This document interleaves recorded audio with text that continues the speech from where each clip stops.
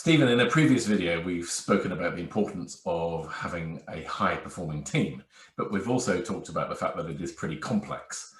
If you were to give some direction to leaders or team leaders specifically to help them shape a high-performing team, what kind of advice would you give them? Alex, yeah, looking at a high-performing team, there are so many things going on. Where do I start as a leader? And I use a simple model by Patrick Lencionis called the 5 Dysfunctions of High-Performing Teams.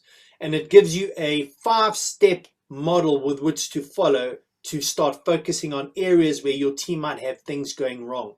So he talks about trust, conflict, commitment, accountability, and driving results as the 5 levels in his pyramid model that he's designed. And so what I'm hearing is that it's a piece of work that you rate. It's a great piece of literature, I know. It breaks it down into 5 simple steps.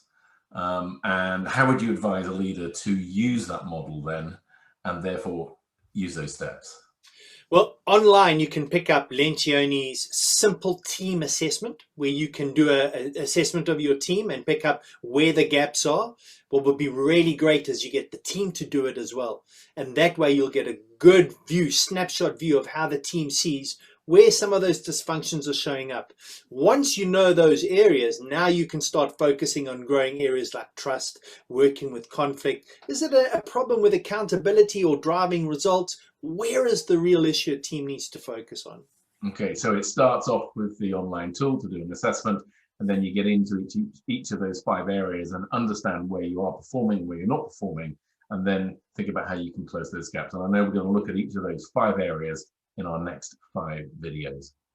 Absolutely, Alex. And knowing that model, each platform and each level builds on the next. So that's perfect. Okay, super. I look forward to those.